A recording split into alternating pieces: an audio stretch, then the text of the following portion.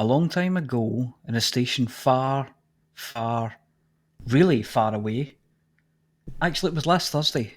Work began on a top secret project over at Hutton, burning the candle at both ends and dribbling wax all over things that shouldn't have wax dribbled on them. The project took shape. What shape it was, you'd need a PhD in nth dimensional blobs to understand, but it looked interesting.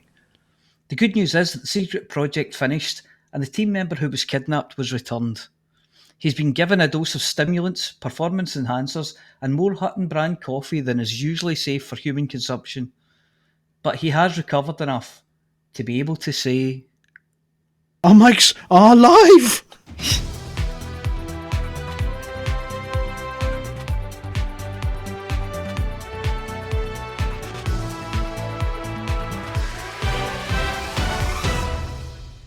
Good evening, everyone, once again, and welcome to Hutton Orbital Radio. We are your news team, but before we begin, we've had a complaint.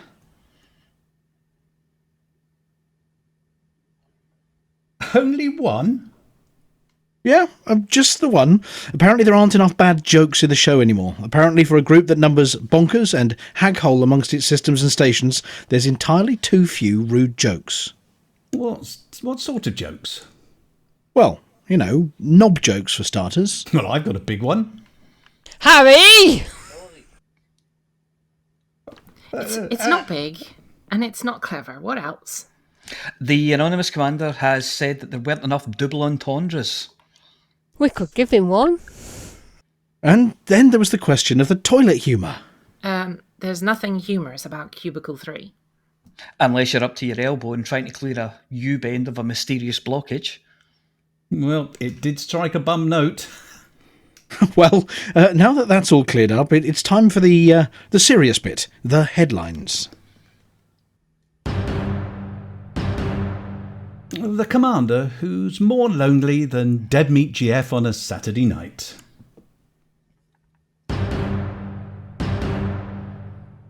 Monet, Manet, or Misplay Mayday?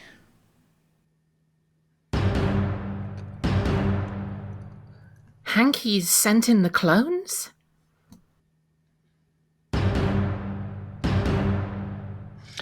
Hotshot leads hotshot to hot spots.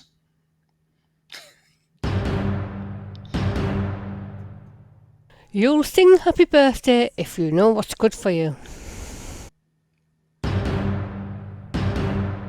Is President Hudson a virtual failure?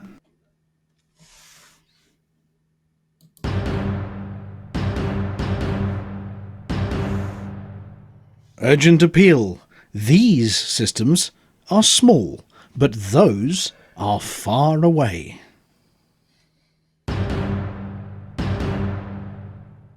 I'll be approvingly covering community unity opportunity and searching for the scriptwriter with my best frying pan.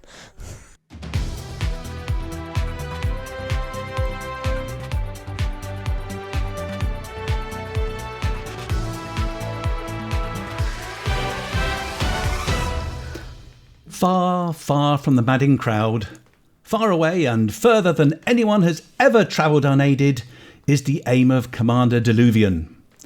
To be as distant as possible, and make it back without help from fuel rats or anyone else.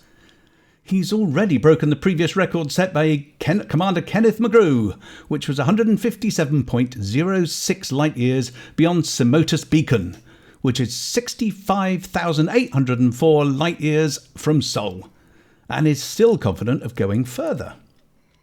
The fuel rats are alternating between chewing at their fingernails and peeking out at their displays through their fingers. You can see why they don't try and do both of those at once. And wincing whilst mouthing, "Come back now, that's enough!" They're just hoping against hope that Commander Diluvian can make it. If he doesn't, they know they'll be in for many sleepless nights, planning and executing a rescue. And their partners are already suspicious about their prolonged absences after the last one. So, in the interests of interpersonal relationships, we wish Commander Diluvian all the best. And for goodness sake, no one tell him he left the gas on.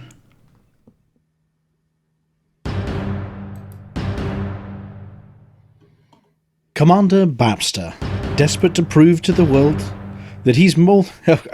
double bongs? Commander Babster, desperate to prove to the world that he's more than just that type of artist, took his SRV onto the surface of a dusty planet and proceeded to use it as a six-wheeled paintbrush, moving backwards and forwards, creating circles, loops, gracefully going this way and that like a powdery Picasso, showing a mastery of the form, all whilst whistling the theme tune to Vision On's gallery section. Almost balletic in his driving grace, this Pastéon finishing with a grand jet, a pirouette, and a flourish. Despite all of the encouragement from Commanders Deadmeat GF and W1LL0104, now there's a name that's better read than read out, the final image was not that of a piece of human anatomy, but rather that of either a non-gender specific humanoid playing football, Genghis Khan playing keepy-uppy with a human head, or a person with a silly hat foolishly running towards a Catherine wheel on Guy Fawkes night. All we know is that as far as SRV-based art is concerned, there's a very good reason that Commander Beetlejude has stuck to pencil, chalks and paints for her masterpieces.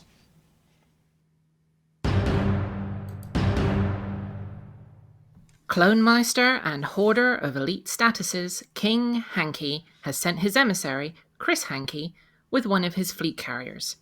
Yeah, just one of them. This one's called Forsake Hankey. We think there's a word missing in there. From Colonia, his natural habitat, over to Hutton Orbital, his spiritual home. During the trip, our old friend Buck Naked hitched a ride, and elbowing his way into the presidential suite, promptly drank all of the Iranian Pearl whiskey and made a considerable dent in the stock of Comitra cigars. Ever the convivial host, Chris Hankey broke out the Bast Snake Gin. You'll remember that. Aemilia Hawke covered this particular beverage in the Galnet Food Digest of June the 18th, 3306. And vodka, which turned out to be Bass Snake Gin again, just with the little worm taken out, in the hopes that it would last for the rest of the 16.5-hour journey. But he reckoned, without the effects of the collision that would inevitably happen between loose knockers and a free bar. The result is that the Forsake Hankey is now as dry as an AA meeting in the Atacama Desert during a particularly dry year, if it had been moved to Antarctica. And Lou has woken up being able to count the teeth in his head from the noise that they make just while laying there. And sporting a tattoo of such a design and such a placement that when she sees it, Norma will almost certainly end up needing to buy at least one new frying pan. And that's all as well as maybe. But why did Hankey do it? Why did he send this, the newest and shiniest of his fleet carriers, all the way back to Hutton, the centre of the civilized galaxy? We think that having been one of the first to emigrate to Colonia, the clone maker has got all his elites, all of his wealth, and all of the ships that he possibly could, and like Alexander, he wept, for there were no more worlds to conquer. But, he thought, hang on a minute, what about the bubble?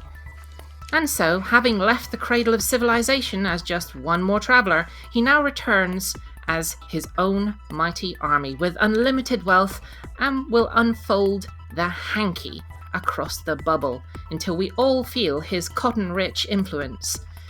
Beware, as his hordes disembark from the carrier and launch from Hutton, each of them in a single ship, carrying the book that will ensure that they spread the doctrine to every station, every outpost, every port. We will all soon be very, very familiar with Bobby Fischer teaches chess.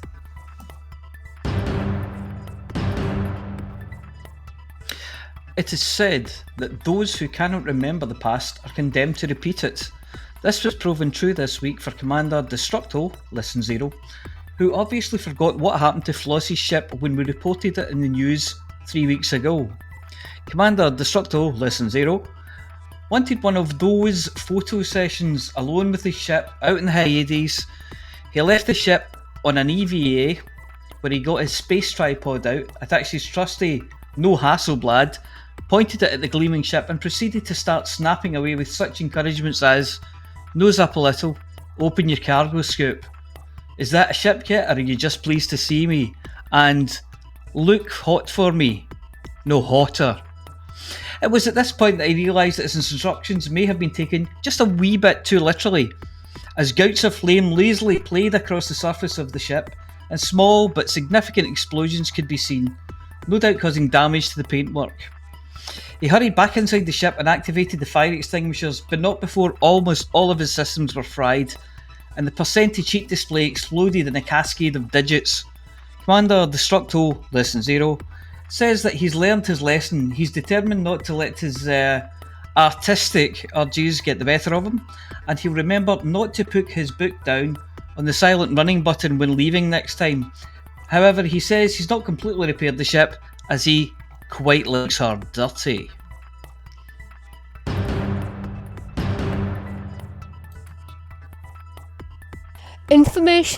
Information has come to us from a trusted source that may shed light on the so-called confession of Chief Technician Rory Webster in the case of the sabotage of Starship One.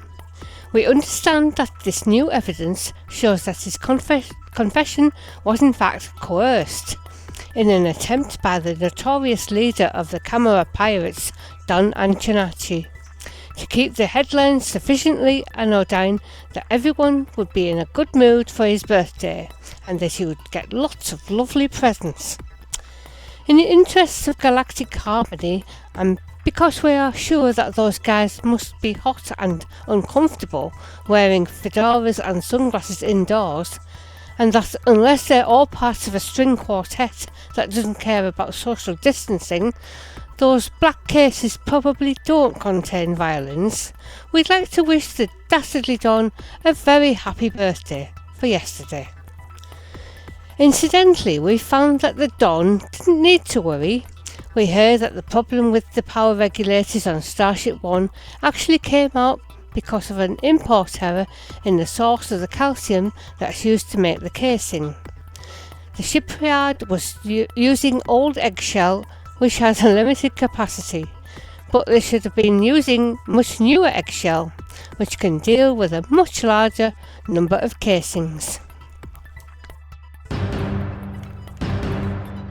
We were hoping that President Hudson would have been talking to us via HoloMe this evening, to give us his State of the Galaxy address and talking to the HoloMe of the Empire's Aisling Duval in what was sure to be a spirited debate. Unfortunately, the President has refused to appear unless he can do so in person. And he says, "I'm not going to appear via HoloMe. They make your hair look stupid and the skin colour always comes out too bright. And someone else also has control of the voice comm, so I can't shout enough."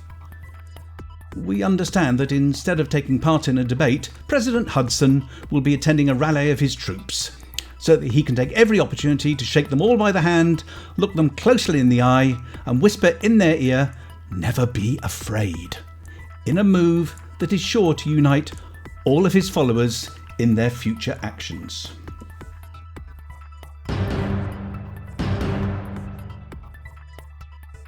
We have an urgent incoming message from Snuggles McKeague. Well, hello there, pilots. We've gone into a live expansion. Normally, we just let them run, but this time we've our eye on a system. So what do I want you to do? We need to lower the faction LP73432 Company in Wolf 562 as low as we can. Now, how do we do this? We work for every other faction in the system. By doing this, we can lower the target faction. Currently, the work list is Wolf 562 Major Inc., Wolf 562 First, Justice Party of Wolf 562, Black Alliance Industries. The other two factions are currently in civil war, so no work for them in the meantime. Expansion lasts about 6 to 7 days, so we need to keep this up for about a week. So, exploration data, missions, trade, bounties are all good. Hopefully this works, and we end up where we want to be. Other than that, everything's looking too high in some places, but generally stable. Standing orders are keep everything apart from the one we've just talked about, under 60% and over 40%. However, as we are already in expansion, we can loosen our belts and not worry about them too much at the moment. The ones at the bottom of the pile are looking calm, with no disasters inbound, no infrastructure failures, no outbreaks, no famine, pestilence or federal government live debates, no horsemen of the BGS, which means no excuses. Let's do the necessary over in 562, and Operation Wolf Hunt may just fluke a hole in one. Over in Calonia, we are in an election in tier again. Local elections only, nothing major, but we don't like to lose, otherwise we lose our seat at the big table. So work for Hot Coal there, doing the usual non-combat options. Doriso's looking a bit tired, so if you want something else to do, give it a little tickle. That's it from the Hot Pit Team Report. It's time to look at what Norma Snockers has got out for the community this week.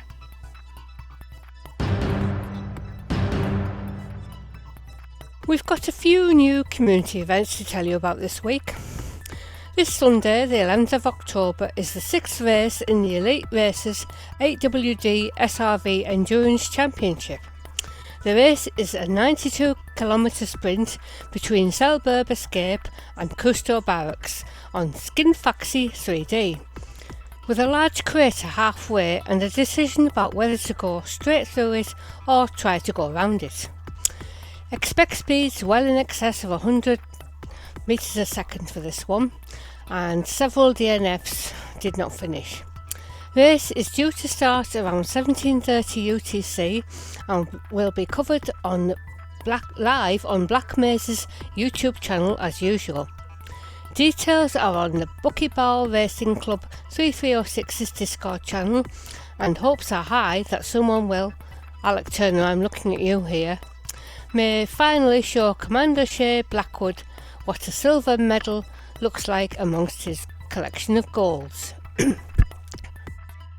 Paladin Consortium presents Newbie Tuesday. We've got a new regular event from the Paladin Consortium brought to us by their representative Dan DeLion. They say, do you feel like you're being picked on by more experienced PvP players? Are you afraid of entering open play for fear of being attacked by a random pirate or serial killer? Have you ever been in a situation where you've wished you were better at PvP?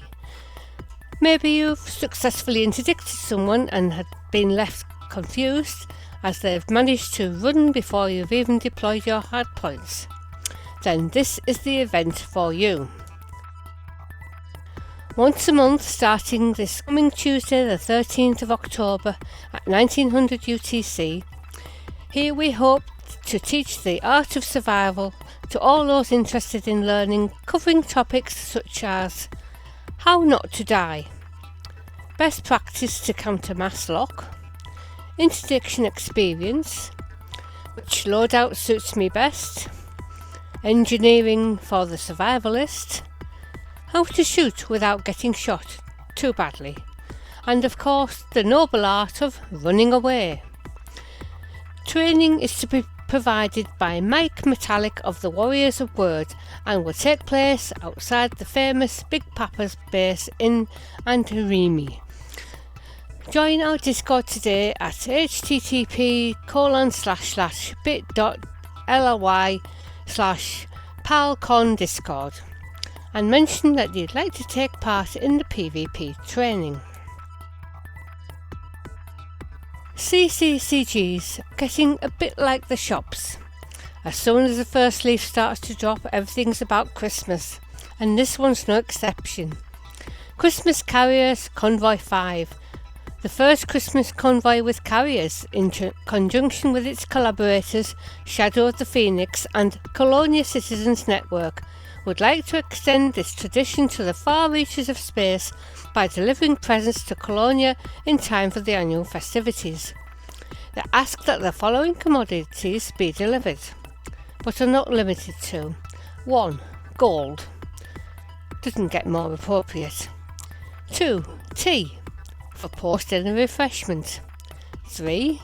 Comitra cigars, post-wine relaxation. 4. Sonoma decorative meat, Christmas dinner. 5. Xi bimorphic companions, a pet is for Christmas, not for life. 6. Rare wines and liquors or any rare good involving alcohol, for post-tea refreshment. 7. Fruits and vegetables, Christmas dinner. 8. Crystalline spheres, they're snow globes. 9. Passengers, party guests, commodities are to be delivered to Centralis Surface Port, Phoenix Harbour. Passengers may disembark at any Colonia port. Launch date is 1st of December 3306, with a delivery cut-off on Christmas Eve 24th of December. Multiple trips are encouraged if you're able to do so. The start point will be Carbon headquarters of the Shadow of the Phoenix. Full details are on edsm.net, and we've for a short link to make it easy for you to find. bit.ly/xmasconvoy 5. That's Xmas Convoy 5. Well, that's all the news from the community this week. Don't forget to let us know if you're organising an event, and we'll let your fellow truckers know all about it. Flossy will be along later to bring us up to speed with the community goals from the Pilots Federation.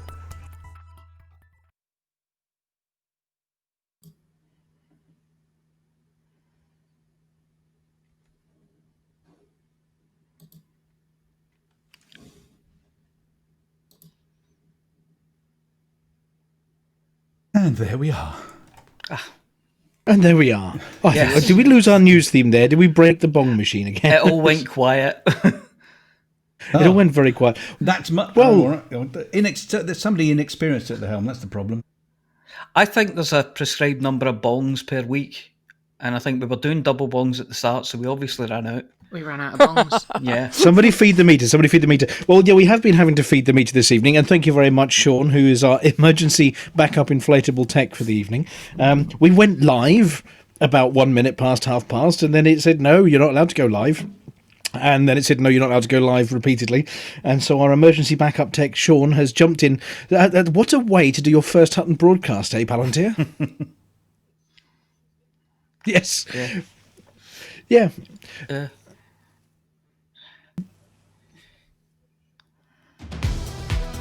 Yay! Yay, there we go. There we go. Yeah, doing that on the fly isn't... It's not right unless we hear it.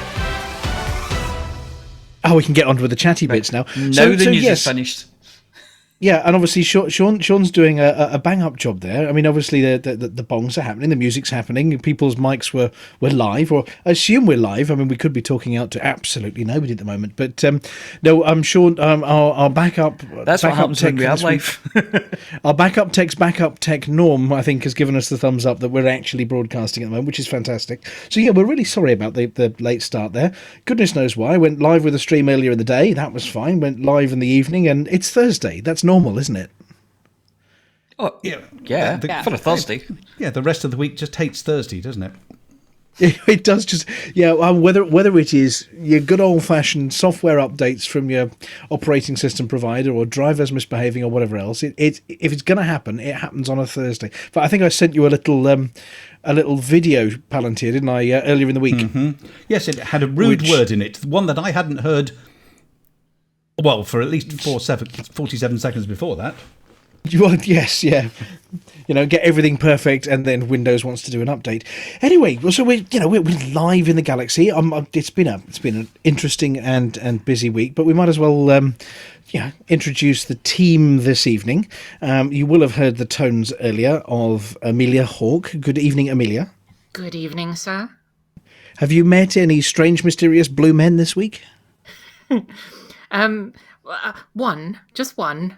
And One? you met him too. No, I didn't. Was I it- don't believe in the mysterious blue man. I suspect our captain is actually seeing things. Well, you did meet a rather shifty fellow anyway that wasn't blue. His name was Nick, and he was trying to buy my soul, I think was Yeah. the size of it. Old Nick Scratch, I believe. And his so our ship's actual name captain was. paid somebody else for their soul and sold theirs instead, which was, Yeah, which, as you do, And I thought you all had consciences. I do. But I now unfortunately can't see, because I was struck blind in the whole process. I have no idea what's going on. It's getting better. Yeah. For those that are wondering, obviously our Tuesday night session of a Traveller resurrected this week, having had a sabbatical for a week. Yes, Dead Meat GF, who's not here this evening, and Commander Hober Mallow, and you and Sandrine and me. Yeah. And maybe Baz soon. Or Commander Kinrain. Yeah.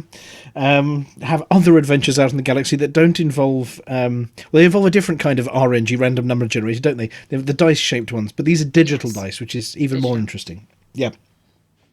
But other than that, Aemilia, your week has been gainfully spent barbecue. No, you were roasting pumpkin seeds or something, weren't you? Yes, because we've just hit October and everyone's preparing for Halloween. You see a lot of pumpkins in the shop now. I love Halloween, but mostly because of the food. Right. What, you just like knocking on people's doors and says, "Give me all your chocolate"? No, I'm not a big fan of chocolate. I like the autumn flavors, the pumpkins, the squashes, the warm foods that flow through your body. No, you can't beat a good squash in autumn, can you? Yes, exactly. Yeah. And you can do so much with them. Oh, well, squash them, I'd imagine. That's a good start. Yes, squash them. You can soup squash them, your mash squash. them, pie them. And there is a very good reason why we have you as the voice of the Galnet Food Digest, because you actually know what you're talking about with tasty food. Yeah, I like food. Yeah, well, me too, as my waistline attests. Food likes me as well. But yes, we're heading off to 47 Ceti later in the show, I think, for the Galnet Food Digest to try and... little bunny rabbits this week. Yep, lucky little rabbits. Fluffy bunny rabbits.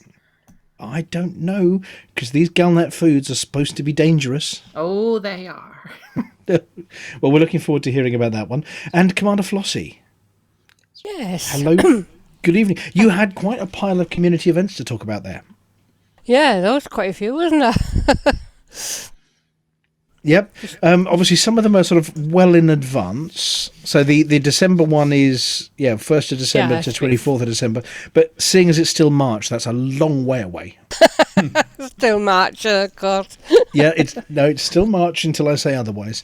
There's that one, obviously, there's blowing things up. Have you mentioned that to your wife? No, don't start with it can't be still March. I've got my birthday coming up.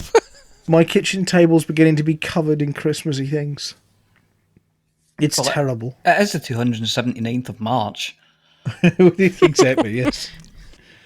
And then there's some Pew Pew stuff, and our friends at the Paladin Consortium have got a little event on with Dandelion, and and we've of course got our own regular events. Now, we haven't heard anything from the new Hot Boss yet, and segueing nicely from Hot Boss and Flossy over to the Apology Officer. Hello. Briefly.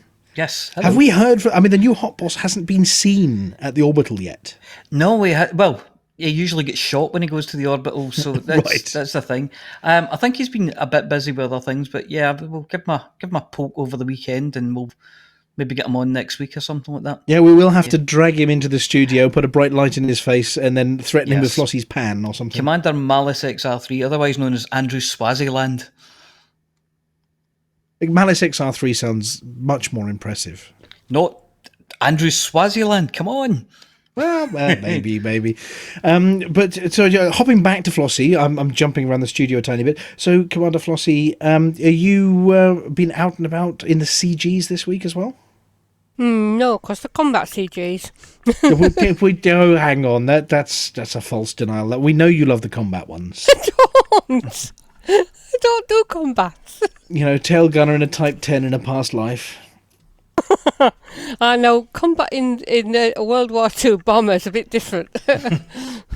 Well, I don't know. I'm pretty sure a Type 10 turns just about as well as some of those World War II era bombers as well. But so you've not been doing that. You've just been pootling around the galaxy for a bit, have you?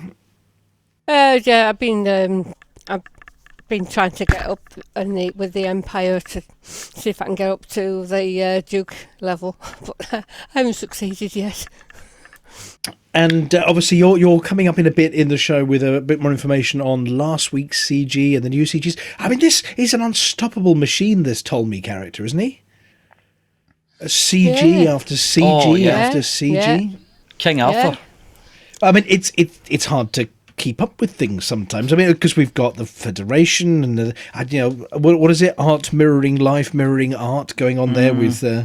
Now, I think weeks ago, Palantir, I did say to you, it's definitely Hudson. All Hudson. sorts of stuff. I don't listen to any of it, but Oh, I know. I said it's definitely Hudson. Yeah, yes, I remember that being mentioned. Yep. And I'm still sticking with it. It's definitely him. Albeit we're going to have to jump through all the fiery hoops to find out. But I think Commander Wotherspoon's been searching into things a little bit more. And there doesn't appear to be a connection with all the Imperial shenanigans going on. But these Thargoid weapon-bearing meanies are... Yeah. It's all very quiet on the Thargoid front as well. Well, somebody's stolen all their weapons. There you go. You've just solved the answer. What happened to the Thargoids? Yeah. The NMLA stole all of their toys And hid them in Raxla. and hid them in a bunch of Imperial stations before detonating them. I think. Well, yeah. So yeah, that's all kicking off, and these threads, are they connected? Are they disconnected? But the other one is, what's happened to the Alliance? It's all very quiet in Alliance space, isn't it? I mean, that's sort of situation normal, isn't it? Really? Yeah, I bet. But yeah, you'd expect to hear something. Like, look at you lot, all the trouble you've got. We're safe. No. If we were you, we wouldn't have done that. What do you know? I've used that phrase many times. Yeah. Usually hitting the go button on the radio show on a Thursday, I think. Yeah, going, I shouldn't have done that. No, definitely shouldn't have done that. So what else have we got coming on the show? So we've got the Galnet Food Digest. We've got the Galnet News Digest with Commander Wotherspoon, and potentially a stunt Beetlejude, his erstwhile assistant. Oh, while we mentioned Beetlejude, she did a fantastic painting for me earlier in the week. Well, I saw. Did you she see set it? fire to it for you as well. I So saw she'd that. draw your ship, and then set burning. fire to the picture. Yeah. Burning station with wonderful. an orca. It was fantastic. It was stunning. She sent me as well. She's done a week in a video of her drawing the thing, and when you see how she puts it together, especially the silver on the ship, it's incredible because it's not silver. Your eyes think it's silver, but it's not silver. Oh yeah. I mean, I have to say that Jude.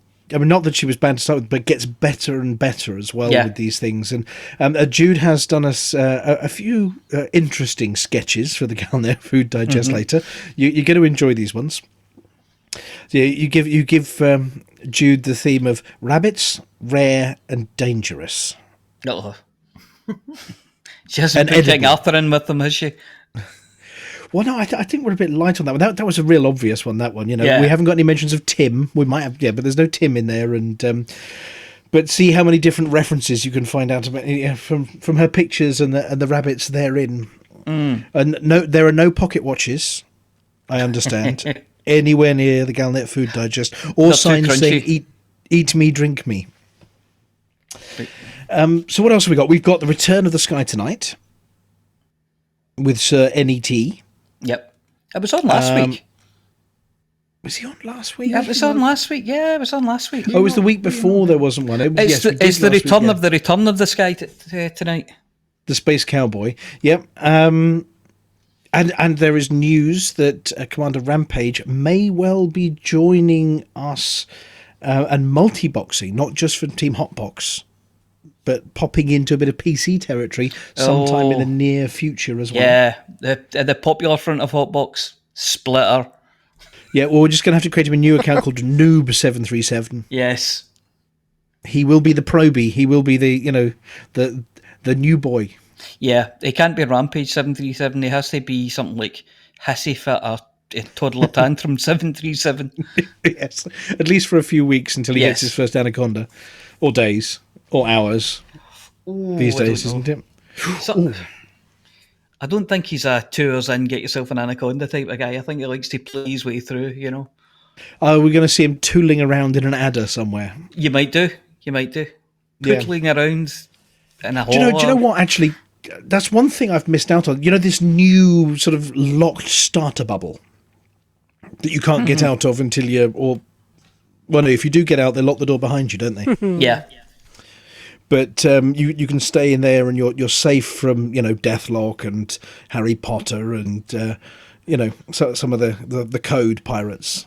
But I've not been in there. I miss some of the early systems. I remember when everything was weird. I mean, Word. Do you remember what were the original systems called? We had. I wasn't Word. I was LHS 3447. Oh yes, yeah, and was that Freeport? It might have been so long ago. I don't remember. And it was 5 years. 5 years ago, and then there was Word, and there was Orlin. And was there a Cellus Primus, or was that as? Oh crikey, that goes back a way, doesn't it? Yeah, that takes me back. Yeah, well, of course, talking about taking us back, Flossy, I saw some pictures of you earlier in the week, dressed up in your finery at an event. Was it 3 years ago yesterday? I think it was 3 years ago yesterday. Possibly, yeah. It was Frontier Expo 3 years ago yesterday. Oh, yes, that's right. Yes, yeah. And pictures of the tech monkey in his alien outfit, his Thargoid outfit, and you lot with a T-shirt saying "For the Mug" across them, and some prat in a kilt. Yes, with bright green socks. Yeah. Bright green socks. Yes. Thank you very much for reminding me of that one. At what point in the day did someone tell you they were green, Dave? They just said heroes with fluorescent socks. Well, the best bit was when you went into the main auditorium where the seated bit was to watch the stage. They had the UV lights, and under the UV lights, so those things were like arriving at some super luminous star. You look down and you need sunglasses on. They were superluminal. Superluminal, yes. As long as they weren't loopy lemniscate ones, yeah. I mean, there's lots going on in the galaxy. There's lots going on with Hutton stuff. We did have a couple of people ask questions about, well, there hasn't been an event for ages. Well, there's a good reason for that, because Flossy's busy. I mean, there are so many CGs and everything else. We're just sort of letting everything calm down for a little bit first. Mm-hmm. But we do have, and I have to ask myself, what does it all mean? Operation Wolf Hunt, which Snuggles McKeague, apologies, Commander Snuggles McKeague, for the stupid accent earlier. Yeah, I was going to ask, was that done by the Leprechaun off the Lucky Charms advert or something? Was he standing in for Cuddles McKeague's accent? Well, I think, unfortunately, at some point during the middle of it, some of his sort of deep southwest of England heritage came out. Yeah, I heard that. So so a lot of countries have a southwest, yes. Yeah, there was a bit of a southwest, and then it went about cider country, and then I don't know. Yeah, there must be a little island somewhere off. I don't know. Between the southwest of England and, say, the south coast of Ireland somewhere. Yeah, they're just out there. There must be a little island that they must come from with a bit of Craggy Island. Yeah. Do you know, it did sound a bit at one point. That accent did sound a bit like Tom from Father Ted. He was a guy who wore the I Shot JR t-shirt. Oh yes, of course. Well, I didn't have much of a run up at that one. We got the emergency signal from Commander Graham MK mere minutes before we went on air, saying the master plan to end up with an expansion to a high tech system might be, and we say might be, about to work. So they've managed to get us into expansion from a system we need. But what we need to do is keep them at the bottom in the other system, because if we arrive and they're at the bottom, then we sit on them and go no, and then throw them out the door, squeeze them out. Yeah. But if they bounce up again, then we can't do that. We'll arrive and they won't kicked off, and then we get the wrong person and it all goes wrong. So it's musical chairs. We want to get the chair before they do. Yep. So a Wolf 562, go there, work for everybody except... Now, I'm trying to work this one out. So we've got to work for the Major Inc., First Justice Party, Black Alliance. So we don't want to work for the company. Nobody wants to work for the company. No, but we're happy working for the Major. We're happy working for the First and the Justice. And the Black Alliance Industries. That sounds dodgy. They don't sound sinister. At all. Not at all. What would they sell if you were that company? I mean, that's unicorn horns, harvested freshly from harvested. Still attached to the unicorn. Oh, goodness. Well, mostly. Yeah, so we've got about 6 to 7 days. So we've got 6 to 7 days to go to Wolf 562 and just make sure that the company are kept down. Because they're not even from that system. The LP 73432 company are an alien, not literally, but you know what I mean, a foreign faction there. So we've got no problem at all kicking them out. Which is the theory. And then, of course, we'll have loads and loads of stuff to do to get us in and up and over and whatever else. So, yes, we're not doing any big events at the moment, mainly because everything in the galaxy is so unsettled and everybody's busy. I think it's the size of it, isn't it? That, and we've all been dead busy as well. I have been. I've been a mad mission runner and loving every minute of it. I'm really out of touch with missions. And where are you mad mission running? Just run about. Here and there and here, just wherever the missions take me. Oh, you've just been hopping station to station some kind of homeless... just enjoying it. I haven't done it in ages and ages, and I used to love doing that, so I'm back at it for a while.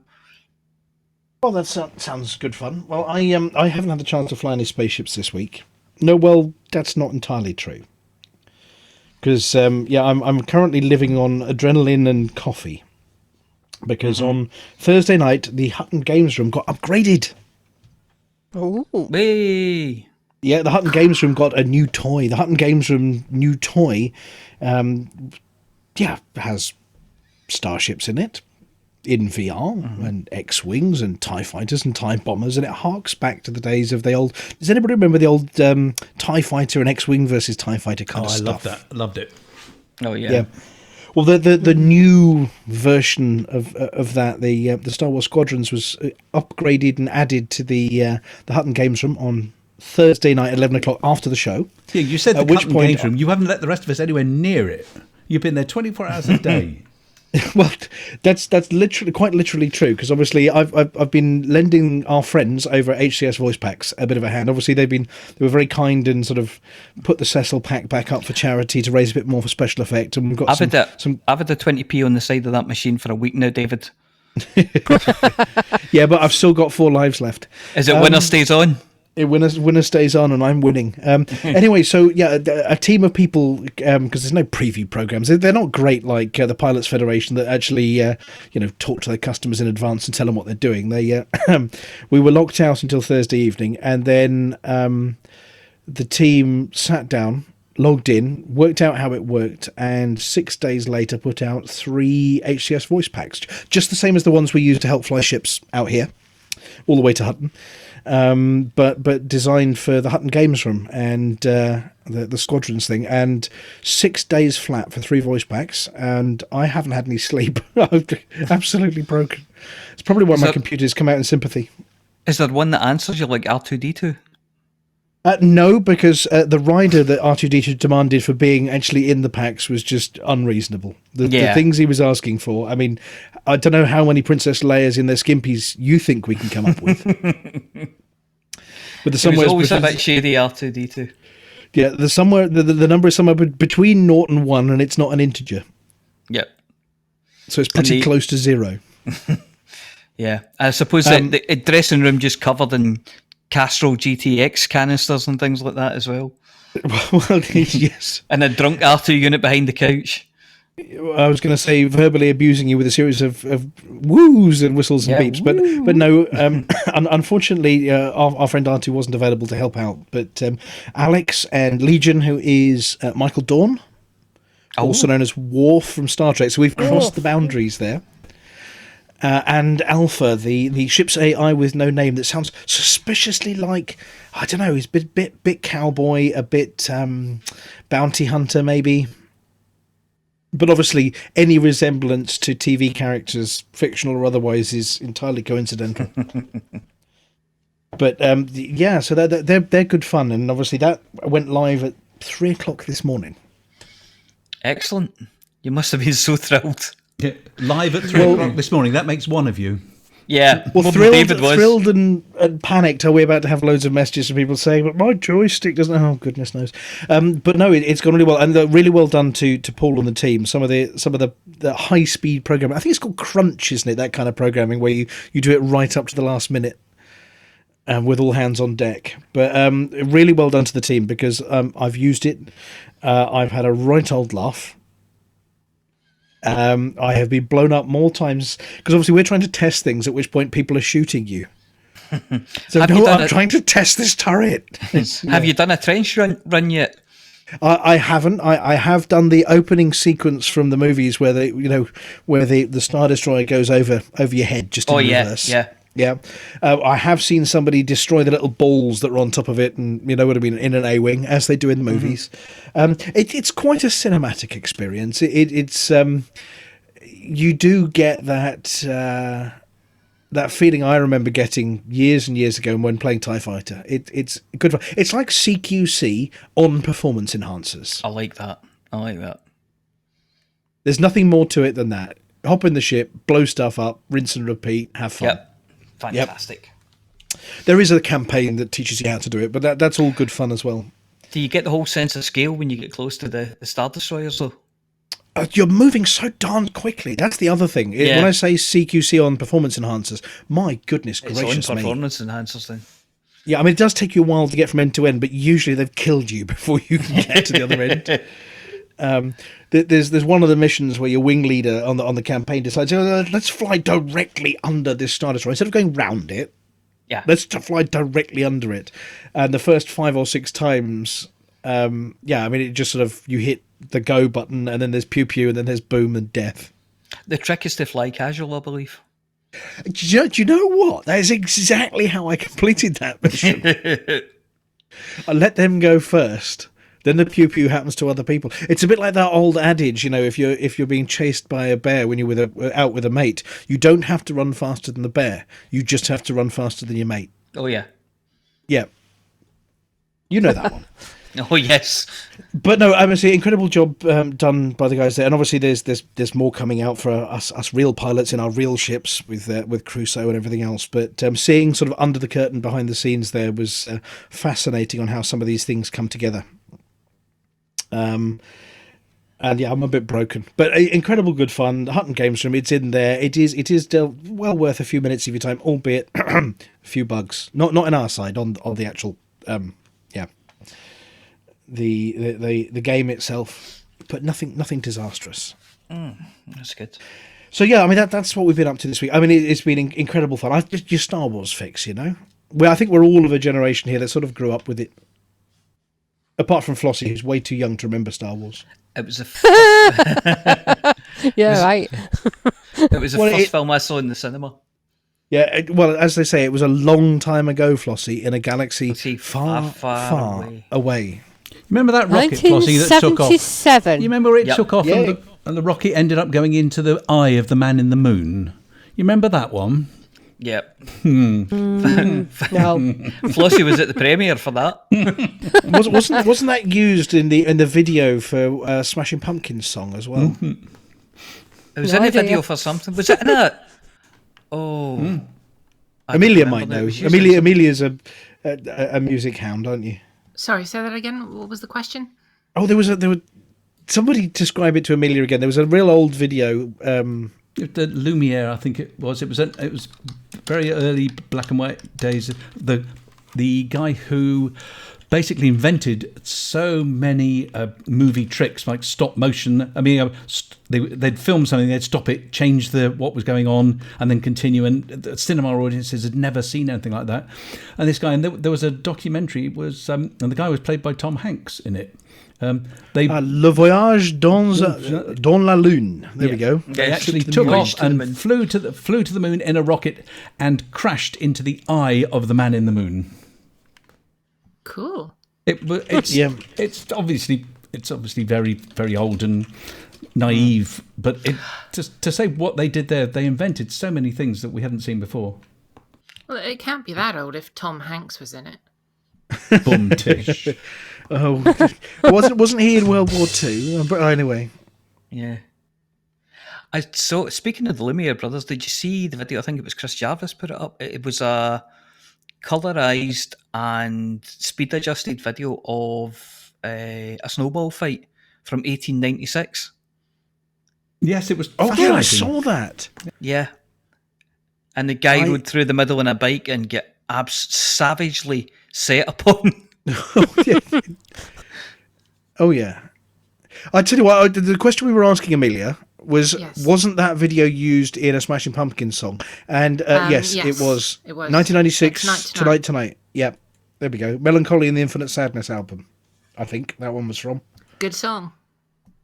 Yep. Oh, they made a remake of it, especially for the video. There you go. Oh, I thought I recognised that. Anyway, so crikey, where are we on the list of other things? I think that's just about it for our bantery bit. Has anybody else got anything to add? Oh, yes, we forgot just the one, something. yes. Very Written important down. thing that we forgot. Well, I don't know how one could possibly forget this individual, this swarthy individual, this menacing swarthy individual who happens to be a lovely, lovely bloke, really. This dastardly. Yeah. The dastardly Don Antonacci of Wolf 359, the Camorra mastermind behind so many of Hutton's conflicts over the years, had his birthday yesterday. I met Don Antonacci at LaveCon. He did the secret handshake and everything, but I'm not in the Camorra, so I couldn't return it. I had the secret handshake. It involved both hands round my neck and then shake vigorously until I stopped breathing. Oh no, I get the other one. I get the nice one. Oh right, okay. Well, that was just me. I do have photographic evidence of that one as well. I've been strangled by the Don T-shirt. You'd get the same treatment, Mia, if you stood on someone's shoulders. That much I can tell you. Yeah. He did reach out and just swung aimlessly, but you know. Yeah, and obviously the Don put a lovely message up saying that he really appreciates the Hutton and all of the happy birthdays he got from the entire, not just the Hutton team, but also all the Hutton truckers themselves. So yeah, it was a lovely message back he sent. So happy birthday, dastardly Don. You know, you won't feel 50 at all for at least another couple months. Right, are we ready for the next bit? I have to ask our stunt tech, Mr. Stunt Tech. We're ready. You've got the no. Unlike some weeks when I forget it, Who knows? We'll find out when I push the button. or we need you to jump in with it on a magic button. So you're ready, are you? I'm ready. Definitely push a button and something will definitely happen. We Too just right. don't know when You see, or just what. to confuse everybody though. Haha. We've got something else coming up first, and then something else, and then the Flossy music. That was me just completely misreading everything. So I'm going to read the words that you wrote in, and so this is all your fault before we go to our first song most and things then the are my Galnet fault. news. Yeah, well, it is this week because you totally bailed me out. Thank you very much. And aside from sending my mum delicious, tasty treats in the process too. You know what? You're trying to get nominated, aren't you, for the Muggies? That's what it is. No, my wife who made the treats for your mum and for you. Send me some stuff and I'll vote for you, Sean. I'm not proud. Yeah, Was well, it that vote last for bit him, we vote knew. for me? Yeah. Right, so I'm going to read the words that you wrote for me. That's enough fun for one evening. All the fun's now over. Time to get on with the rest of the show. Laughing time is over. It's nearly time for us to hear the news behind the news that is Galnet News Digest. But first, our song this week invokes memories of the very earliest days of Hutton, when we were all stuck in that convoy with you.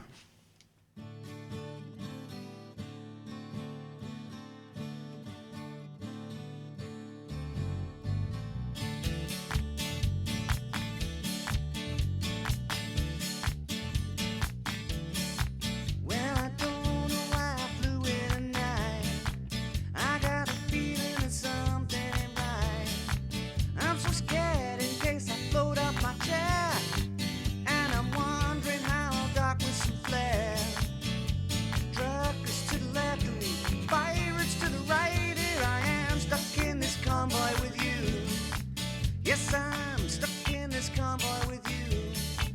And I'm wondering what it is I should do. It's so hard to keep this nav lock in place. Losing control, yeah, drifting all over space. Trucks to the left of me, pirates to the right. And I am stuck in this convoy with you. Well, you started off at Hutton and you're flying up to who knows where.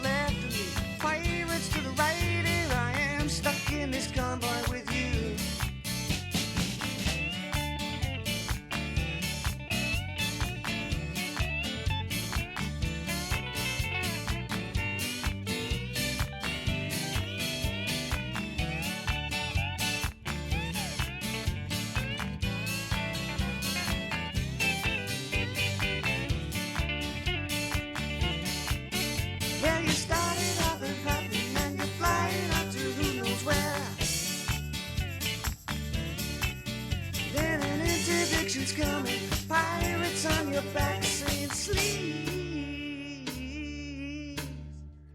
sleep.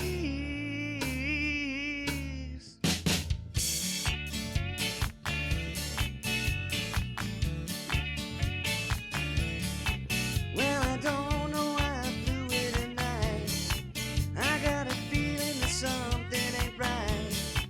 I'm so scared in case I float off my chair, and I'm wondering how I'll dock with some flair. Truckers to the left of me, pirates to the right. Here I am, stuck in this convoy with you. Yes, I'm stuck in this convoy with you. Here I am, stuck in this convoy with you. Oh yeah, stuck in this convoy with you.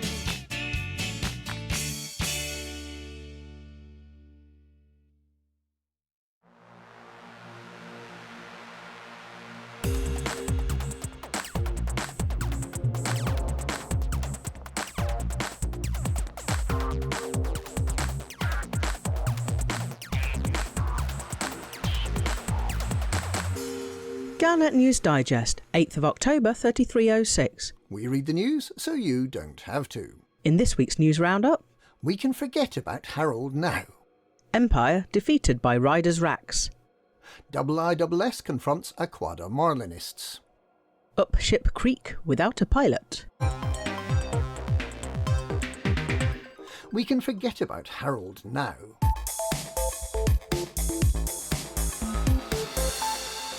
It's all over for Prince Harold Duval. The Bond stations have been repaired thanks to Operation Ida and others.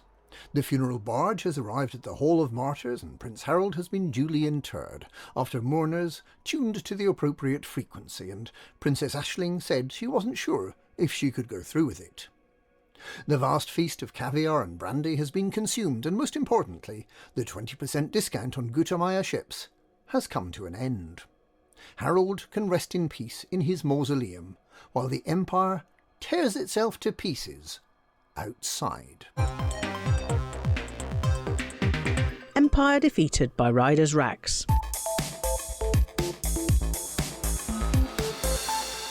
Senator Denton Petraeus' heavy-handed bid to detain engineer Liz Ryder has failed spectacularly. He hoped he'd gain support for the move by pledging to maintain existing engineering services at Demolition Unlimited. But he underestimated Pilots Federation members' allegiance to the Euribia Blue Mafia. Becoming allied with them is a rite of passage for commanders wishing to own the very best missiles and torpedoes. He also underestimated Liz Ryder's ability to make promises. Commanders who achieve the most kills against the Imperial Task Force can expect to find fully engineered lightweight and high-capacity Class 2 Seeker missile rack with thermal cascade delivered to their personal armoury at the Auriefleurbel starport by Saturday. If Ryder comes good on her promise, these will be the first Seeker missile racks ever engineered to be simultaneously lightweight and high capacity. We can only imagine what revelations Senator Petraeus' interrogators might have wrung out of Ryder had she been detailed. Will this setback embolden the Neo-Marlinist terrorists to strike again? The one thing we do know, Liz Ryder may look unassuming in her photographs, but it turns out she has the most impressive racks in the galaxy.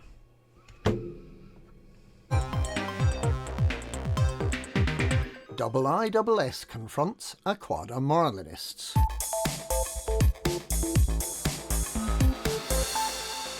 Imperial forces have invaded Aquada, an anticipated event apparently delayed for a week by the attempt to arrest Liz Ryder. The Imperial Internal Security Service claims that Neo-Marlinist terrorists are being harboured in the system. In a statement, the IISS said, "The Dudu Seclis Empire League is one of several organisations that publicly accepted the principles of Marlinism. Our intelligence suggests it is allowing the NMLA to radicalise its citizens into becoming activists for the paramilitary group. Operations to investigate this potential nest of terrorists have been met with armed resistance. Imperial auxiliaries and independent pilots are requested to assist the regulatory state of Aquada in defeating all pro-Marlinist forces in the Aquada system." The Duduseklis Empire League insisted that it remains loyal to the Emperor, but that it will do its best to prevent the IISS taking any prisoners. To this end, it is preparing megaships to take possible suspects to safety, and has appealed for assistance fending off the IISS while this work takes place. It seems likely that the evacuation will take more than a week, however. In this initial phase, both the Empire and the Marlinists have requested combat assistance from whoever is willing to help. Up Ship Creek without a pilot.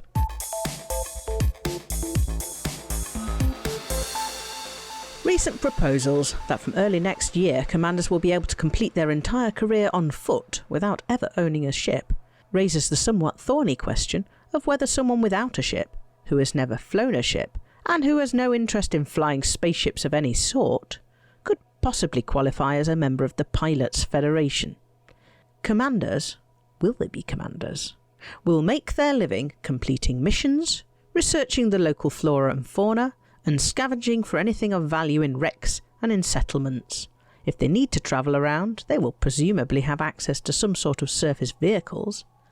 But failing that, there's Apex Travel, who can transport you locally on a planet, around the planets in a system, or even between planets.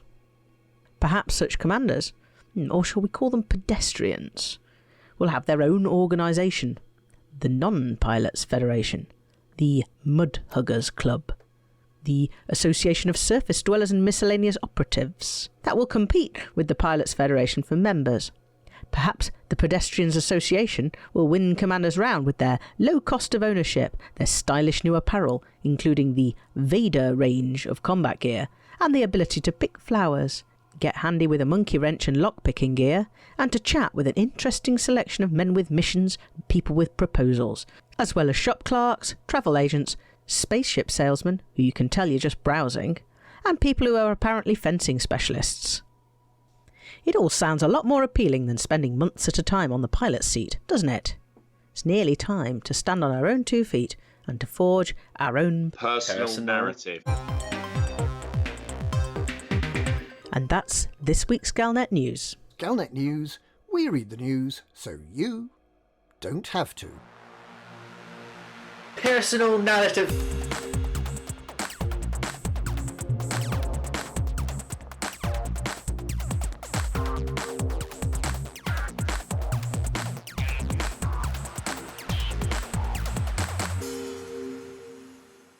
Thank you, Commanders Wotherspoon and Beetlejude. Now it's time for a sketch. Tonight we're featuring an open mic spot here at Hutton Orbital where we play submissions from our listener. Tonight we have the diary of Commander Chix. Then after that, it's over to Flossy, of course, with the CG News. So, Commander Chix, I'm Commander Omletti. Welcome to Hutton Radio. Commander Chix? Hello? Hello? Is this thing on? Bloody technology. Hello? I can hear you. Oh, hello. Good evening. I think you can hear me now. Good evening to you too. Welcome to Hutton Radio. So, I understand that you're carrying over 20 billion credits worth of exploration data. Closer to 21 billion according to my carto logger, yes. I last docked at Colonia and dropped just over 1 billion there. Since then I've visited over 13,000 systems. And can I ask you your current position? I'm sitting upright in my chair in the cockpit at the front, looking out the window. No, I mean, where are you in the galaxy at the moment? Oh yes, yes, I see. Sorry. Well, I'm at Lyad Yankee Julia India Delta 90, or Amundsen star, the southernmost system in the galaxy. Hence the name, you know. Another one of those fleet carriers is here too. Big ugly thing. Wow, that's interesting. It's far out even. Which route did you take to get all the way out there? From the bubble, I meandered north to Sagittarius A star via the neutron fields, then on to Colonia. It's been a while since I was there. From Colonia, I went up across the abyss to Samotus Beacon, north of Beagle Point, and then the long way around the galactic rim via Magellan's Star, the easternmost system in the galaxy, to here, a sort of noon to 6 o'clock. 6 o'clock. It must be time for a megagin. Crikey, how long did that take? Well, let's see. I left Beagle Point in the middle of 3305, and it took me about a year to get to Magellan's Star, and then another 4 months to get to Amundsen. Before that, it took me a year to get to Beagle Point via Sagittarius A Star and Colonia. So almost, hang on, I've run out of fingers. Almost 2.5 years since I left the bubble. And have you always been an explorer? Well, I suppose in a way I have. But a pilot needs to earn enough to live on, and to run a ship isn't cheap. I started at 18, scraping enough credits to run and upgrade my Cobra Mark III. And then, in small leaps and bounds, I was off exploring the galaxy. Exploration was my first love, much nobler than selling things or killing people. It was my first elite rank, then trading. I was never much of a miner. I grew bored of stories of void opals, motherloads, hotspots and striking it rich. The ones that made the most out of it all were the ones that sold the mining equipment. I thought breaking rocks was for convicts, to pass the time. I guess I never cared about the money. There are commanders who love only credits, or ships. So many ships they don't even know how many they have. And then the combat. I grew tired of the killing, but converting that double elite into a triple was too tempting for me. Once I gained that, I needed to get away from it. So, in 3304, I set off into the black. So, which ship did you choose for your journey and how is it holding up? I took my Explorer Conda, the John Pym. The old girl is holding up fairly well, I suppose. A few more rattles and a few more wires hanging out here and there, you know. Truth be told, she had the odd stray wire hanging out when she was brand spanking new in the shipyard. Nothing that a few more cable ties and some gaffer tape won't fix. In fact, duct tape and zip ties seem to be a feature of the decor around here these days. And do you own many other ships? I have a handful, parked up at various stations around the bubble. I have my old battered Cobra Mark III. I'll never part with her. I'll never forget the moment I flew her out of the slot at Leif Station as a boy, 35 years ago. Many memories, many shared moments we have. Endurance, my unarmed, unshielded Asp Explorer, is parked at Jameson Station. We went to Sagittarius A-Star together back in the day, before ships were better engineered and before Guardian tech was discovered. A 37 light-year jump at most. That was a hairy trip, I can tell you. There's Broadsword, my Fer-de-Lance, my Hunter, but an elegant ship, a deadly ship. Danny Boy is my Vulture, which is always great fun to fly if you can put up with the bloody racket it makes. Lastly, my battle wagon, my Corvette, the Compass Rose, is a relic of my combat elite rank. A grisly business that was. She's sitting at Jameson Station, gutted of many grade 5 modules which I refitted into my Explorer Conda. So, do you not miss human contact out in the black? No, not really. I've never suffered from what commanders call going space crazy, self-destructing their ships in the hope that their emergency beacon will find sympathetic ears, and then they'll get picked up and returned to civilized space. A slave ship to Achenar, more likely. And, were you able to stay in touch with developments in the galaxy while you've been out here in the far reaches of the Rim? You know, it's odd. At some point I could no longer receive Galnet transmissions. I didn't know if it was the distance or whether something was blocking the signal, or if it was a comm system malfunction in my ship. After all, she's getting on a bit now and we've seen quite a bit of action and made a few visits to the repair yard. She started out as my armed trader and I earned my second elite rank in her, which I imagine has all taken a toll. But yes, Galnet was a mystery. Sagittarius I was the same. Suddenly it just seemed to become erratic. Even the archers. An everyday tale of galactic folk went a little odd. Just one character, talking to themselves. Very weird. Even David Archer, a really great farmer, outstanding in his field, just talking to himself. Most odd. Whatever the cause, my comms were re-established after I stumbled upon one of those new fleet carriers, out in the black. Big bugger it was too, so I was able to restore my ship system's integrity. Now I can receive Galnet transmissions regularly again. You were lucky to find a fleet carrier so far out. I saw it on my system chart and I didn't know what it was. A generation ship, perhaps? Wow, that would be a find, but surely too far out. Then I remembered that I'd heard garbled references to fleet carriers, in particular how big and expensive they were, how much they cost to run, and that was a great deal of confusion about how much fuel they used. But yes, I was thankful to find one so far out, and I was able to fully re-establish my ship integrity. So, will you be buying a fleet carrier when you sell all your exploration data once you're back in the bubble? I mean, you could certainly afford to buy 5. I'm not sure. I haven't thought about it that much. I might test fly one if they do that sort of thing. I don't really want to know what I'd use it for. Aren't you worried about using so much data? I'm sure I would be.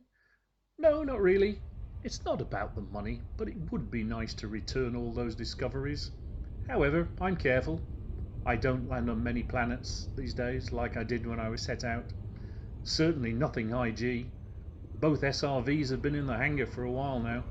I had a good stock of materials and still have plenty left for synthesis. I'm down to my last 4 heat sinks though, but that should be enough. I don't carry any cargo either, which makes me a waste of time for pirates. But there are always those out there who seem to kill, just for fun. And when are you planning to be back in the bubble? Soon. 4 weeks perhaps. It's only 20,000 light years, and I'd quite like to be home for Christmas. Well, Commander Chix, thank you for sharing your journey with us here at Hutton Radio, and I wish you all the best for your return to the bubble. This is Commander Omletti, bringing you the news from the edge of the galaxy. Yes, thank you. Goodbye. Since we're off the air, would you like to go for a drink when I get back? Huh, we're still broadcasting, you saucy sod.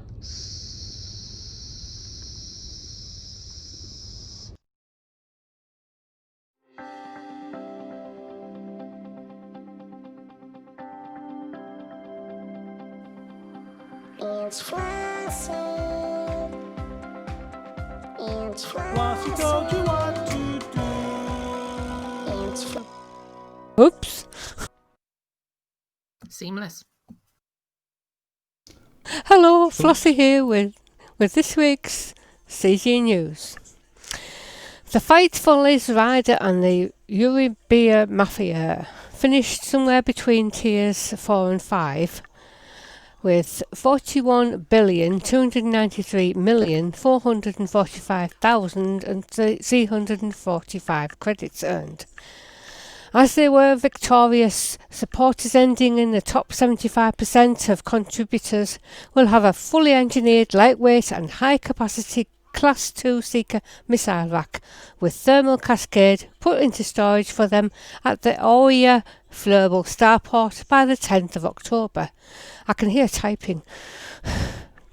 Fight for the Empire with the Kelton Empire League finished somewhere between tiers 3 and 4, with 5,450,590,510 credits. Now, for this week's new CGs, the fight for the Empire with the regulatory state of Aquada, or the fight for the Marlinists with the Duduescalis Empire League. The Empire has targeted a Marlinist faction that is suspected of supporting the Neo-Marlinist Liberation Army. The Imperial Internal Security Service made this statement. The Dudu Eklis Empire League is one of several organisations that publicly accepted the principles of Marlinism. Our intelligence suggests it is allowing the NMLA to radicalise its citizens into becoming activists for the parliamentary group. Our local representative, the regulatory state of Aquada, has requested the support of independent pilots against any resisting anarchist forces. The operation will begin on the 8th of October at 1300 UTC. The Dudu Esclis Empire League broadcast this message. If NMLA members have been recruited from our people, it is certainly not with our knowledge. The Empire is using a terrorist hunt to justify persecuting millions of ordinary citizens whose only crime is to believe in Republican ideals. We are countering this unwarranted aggression to ensure these political refugees escape imprisonment.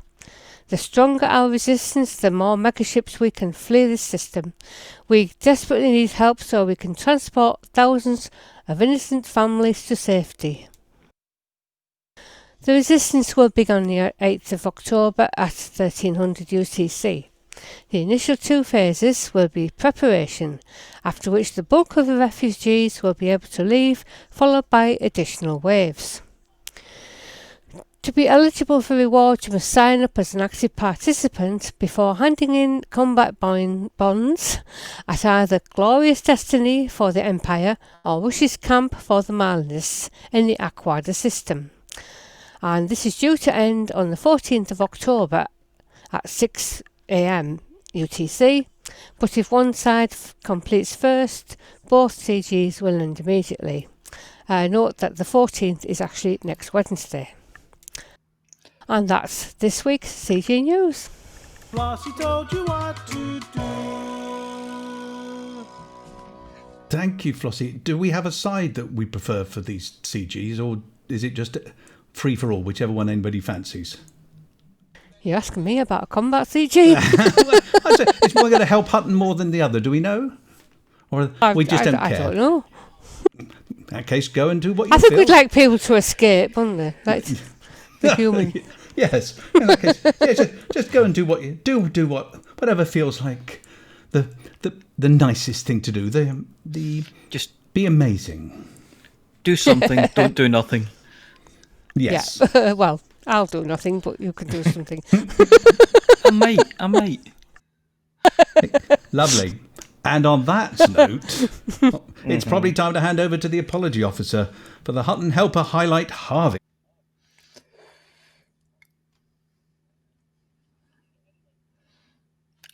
Any moment.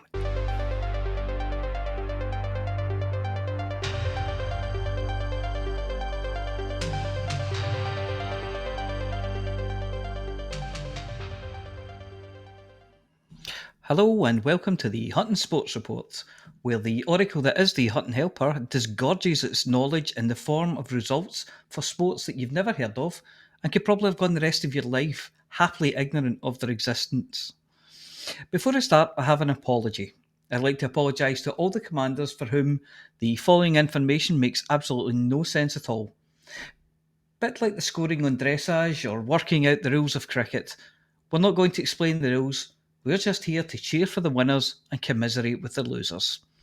This week we have the Far Far Away Galaxy Crossing Cup, the All-In Sumo Heavyweight Trophy, the Goal Scoring Championship Ladder, the Wise Guys Skies Rise Prize Fighting Prize, the Long Distance 4-in-hand, if you're lucky, carriage race. In the Far Far Away Galaxy Crossing Cup, Comet Born dominated this week, presumably because the field has been left cleared by Lydia of the Void. Funny that you never see those two in the same room, isn't it? And we was never really pressed by the Welsh wizard Vija Starseed, despite his efforts to do his impression of a mustachioed dastardly by throwing sticks of dynamite disguised as leeks. We had high hopes for the All-In Sumo Heavyweight Trophy, this being this week's most entertaining event, but we reckoned without the devastating power that is the Hankey duplicates, led this time by Chris Hankey, the Colossus of clones just didn't beat its nearest rival. The word trounced was invented for just such an eventuality. We presume that they were all working together, but although our lawyers have asked us to say that we don't have any direct evidence of collusion between the members of this titanic collection, we are allowed to finish the statement with a knowing wink. For all the good that does on the radio. Oh. Chris Hankey, obviously tired from organising his win, also entered the goal-scoring championship ladder and actually came first, but like all of the other competitors, failed to reach the minimum lap times, and so the event was abandoned. The Wise Guys Skies Rise prize fighting prize went yet again to Alex Zuno, who managed to beat his score from last week and once more gets to spend all week trying to avoid looking smug, as his was more than double the score of his nearest rival, Attic 2. The long distance, 4 in hand, if you're lucky, carriage race saw some new blood as Havoc managed to finish first in what has to be said was a low scoring competition. So, here are the classified results. Remember to use a black pen when marking your coupon and make sure you colour within the lines if you want a gold star. Comet Born 92, Vija Starseed 58, Chris Hankey 116, Old Ed 43, Alex Zuno 272, Attic 2 121, Havoc 694, Yurina Yoshida 348, Hutton Academicals 0, Civil Service Spreadsheets 0, Airdrionians 0, Gretna Love, Calcutta Rangers Kabaddi, West Yorkshire Shin Kickers Sufficient, Viking Gale warning, southeasterly gale force 9, increasing severe gale force 8. Soon.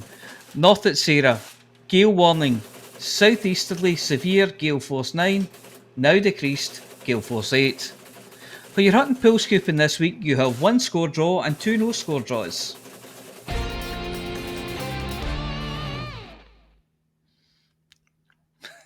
We do not have any results from the My Goodness Is It Still Brett Riverboat speedrun to Hutton again this week. We think that this is either due to a data input error or more likely because today's pilots, with their limited attention spans, can't make it all the way to Hutton without getting distracted and following some shiny thing. Why don't you show us we're wrong? Or try out for one of the sports that we've covered. All you need to do is go to hot.forthemug.com and download or register for the Hutton Helper. And be the truckingest trucker like Havoc. Talking of which, could Commander Havoc please contact itogpart@huttonorbital.com and collect their Hutton Orbital decal kit, which this week consists of a collection of circles and rectangles in sticky back plastic that you can assemble into a semblance of our home. And do you know where you can stick it?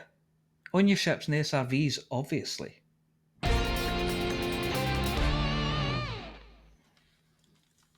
Thank you very much, Apology Officer, for the obscure sports report. Right, we have one more, it's an advert this time, an advert coming up, followed by the Galnet Food Digest. We're looking forward to this one, the Cutesy Little Rabbits episode. But first, this is from, I think it's a name you might remember from back in the day. This is from, or about, Commander Karash and the Bay 69 nightclub. Greetings, Commanders. Looking for a good time while you let your boosters cool? Wanting a place that doesn't judge you, where you can meet like-minded commanders and share tips? Where you can shake your booty to the early hours and wear glitter on your face? Then Crash Landing Bay 69 is for you, the hottest dance club. Well, only dance club on Hutton Orbital. Open 24 hours for your boogie needs. Entry fee is a wink. Tell them Karash sent you, you'll get more than a free drink.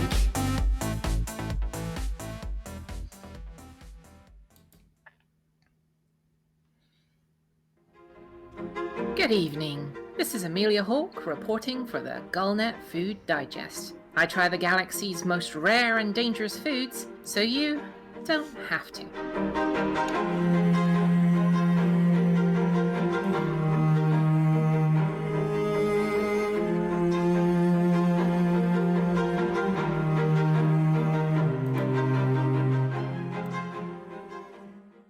Tonight, we're heading to new pastures.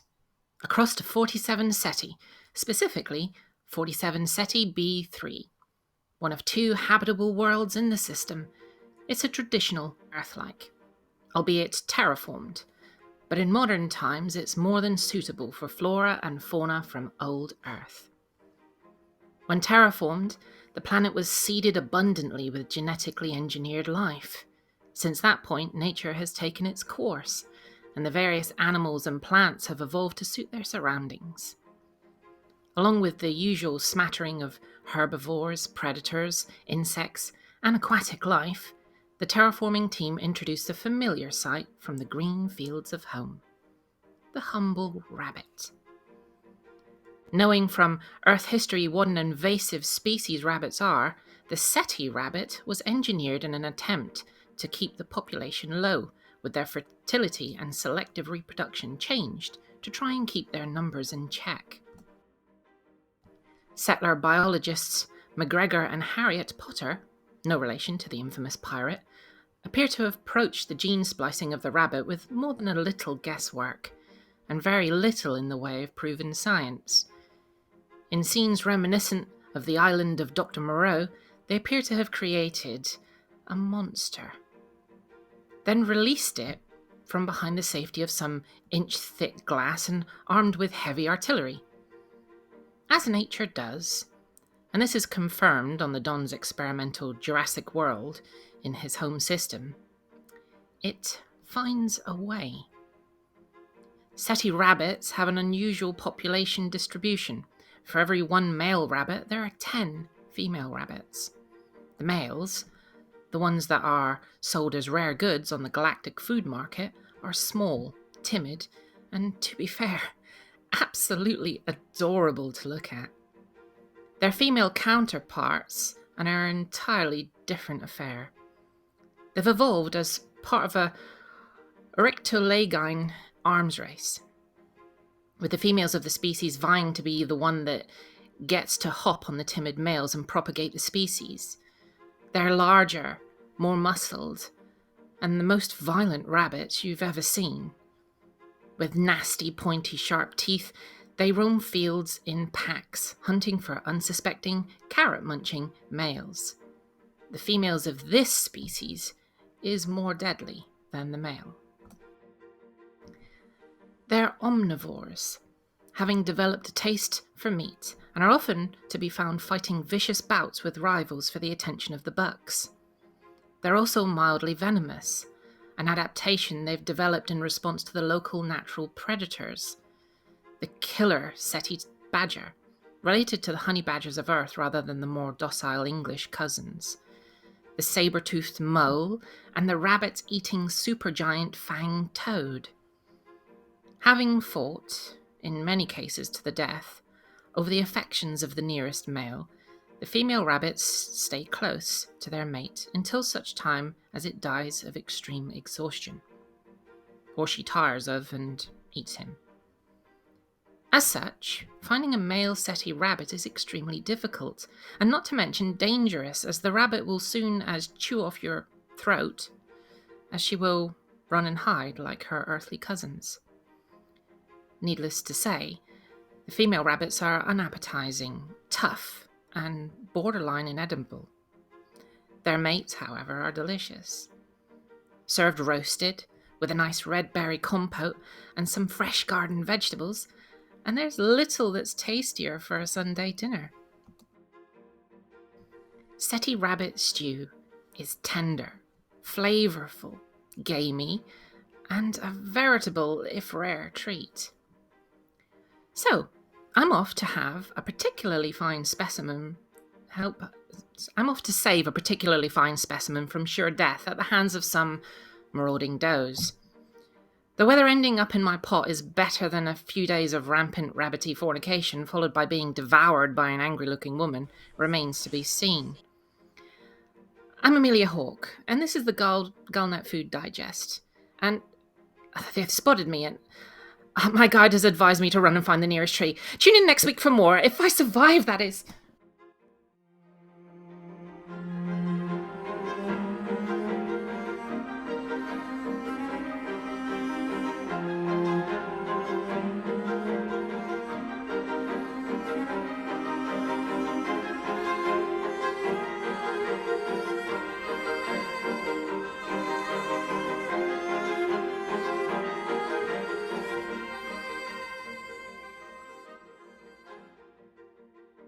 Thank you very much, Aemilia.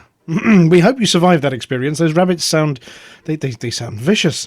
But next on the show, it is time to head over to Sir NET and The Sky Tonight.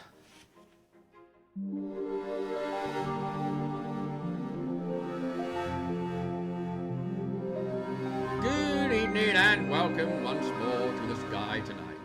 I'm Sir NET, and as ever, I'm here to guide you through the skies around Hutton, as well as the science, sights and sounds of the galaxy we call home.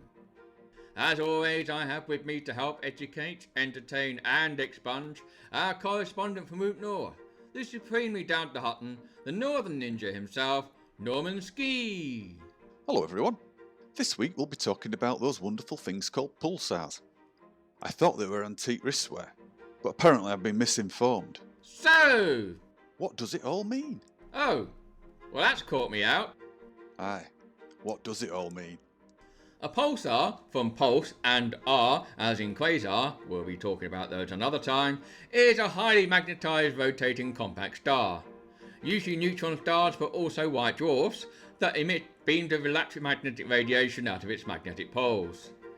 This radiation can be observed only when a beam of emission is pointing towards the viewpoint of the viewer, much in the way a lighter can only be seen when the light is pointed in the direction of an observer, and is responsible for the pulsed appearance of emission.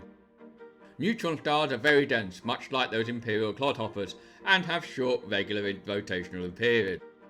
This produces a very precise interval between pulses that ranges from milliseconds to seconds for an individual pulsar. Pulsars are one of the candidates for the source of ultra-high energy cosmic rays. The periods of pulsars make them very useful tools for astronomers. Observations of a pulsar in a binary neutron system were first used to indirectly confirm the existence of gravitational radiation.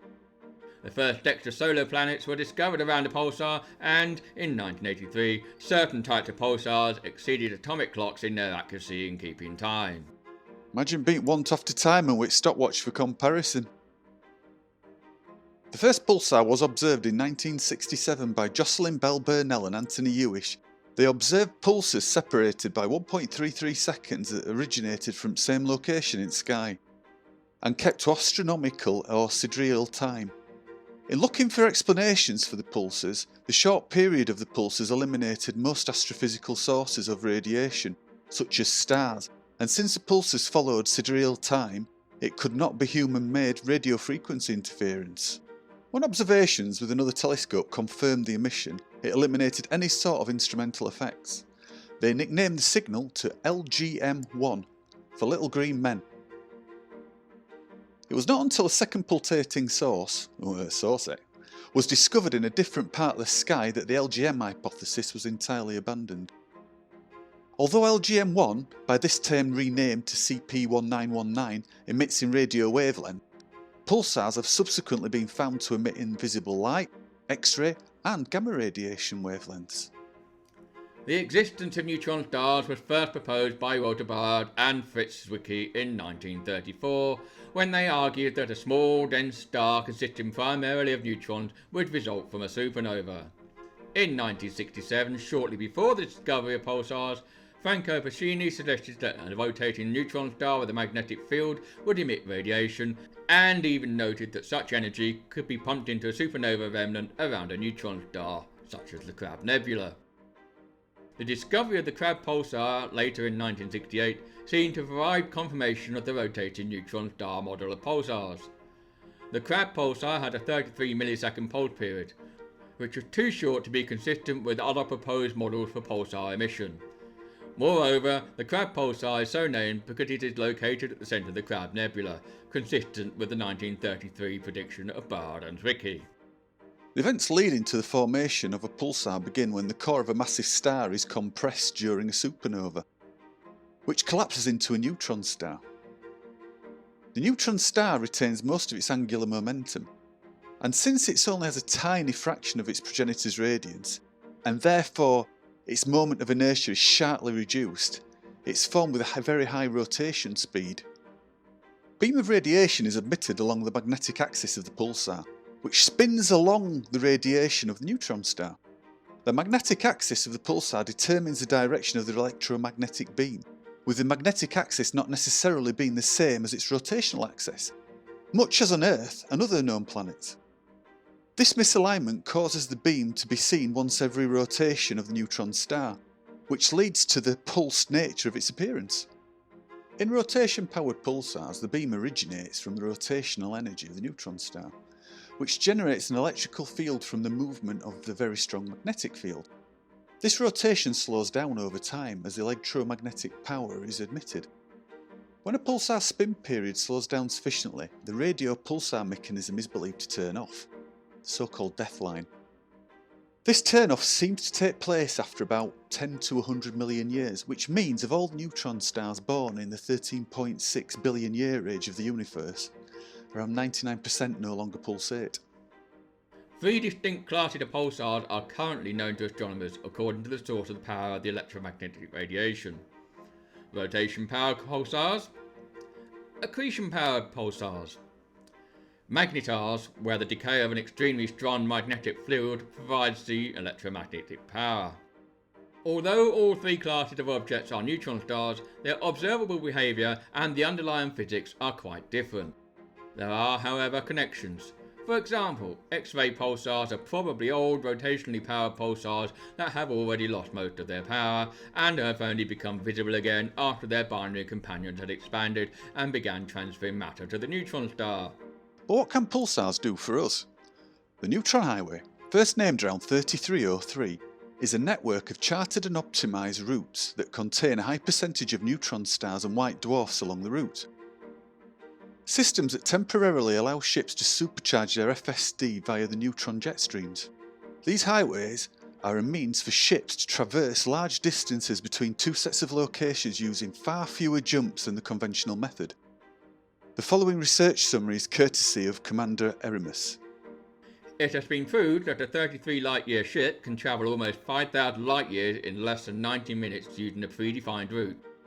This shaves around 1 hour off the conventional travel method for a ship of that range across that kind of distance. But that does not mean that everyone will experience the same results. A lot of other variables need to be taken into account as well. Neutron travel can be deadly if you drop out a supercruise inside the neutron jet. This can occur by accident or by misjudging your position relative to the neutron star and hitting the automatic dropout zone while supercharging. You can avoid this 99% of the time if you zero your throttle during hyperspace sequence toward the neutron star. You can also avoid being sucked through the dropout zone by immediately turning away from the neutron star upon hyperspace exit and gliding into the far edge of the neutron star's plume to supercharge, where you should have sufficient distance to ride the jet and exit the plume safely. But remember, nothing is 100% safe when neutron skinning. Until next week, I've been Sir NAT. Stay safe, kids, if you plan on travelling Neutron Highway. This has been an Elfin safety announcement on behalf of truckers everywhere. He's been Norman Ski, and I couldn't give 2 trumbles about the safety of elves.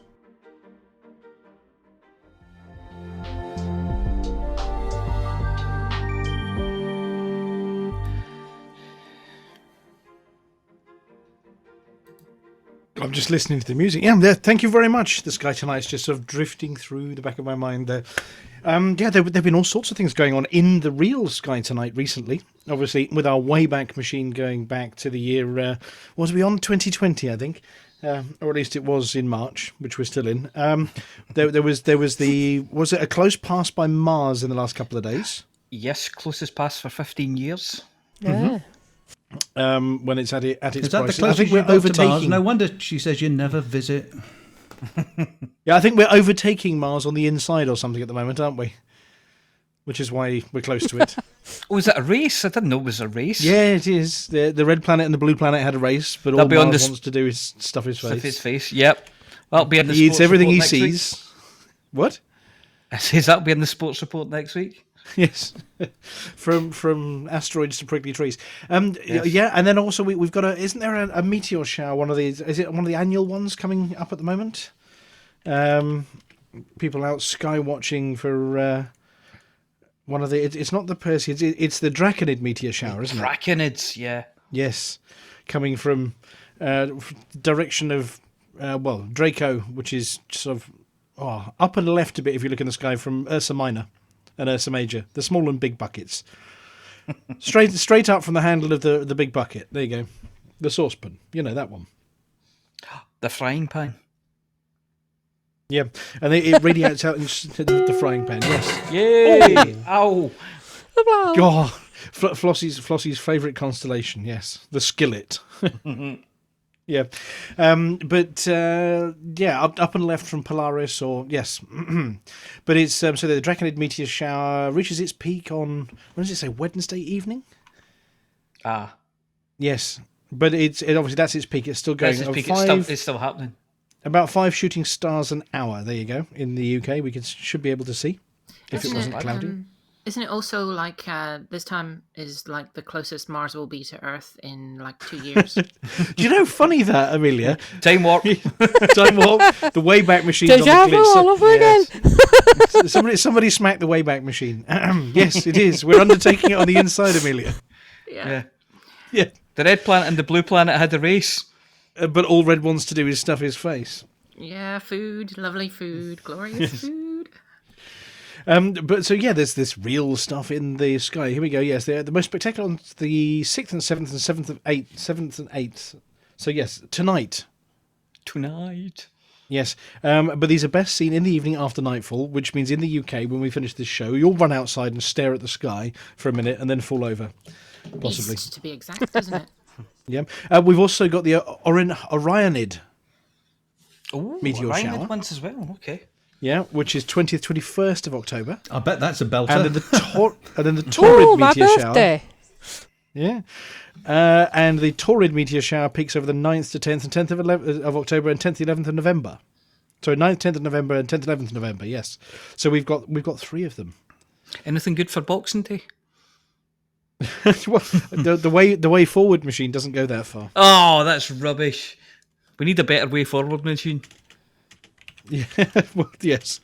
But yes, the thing is, if those meteor showers come out, remember not to stare at them. Definitely don't walk near any plants that are rattling and trying to kill you.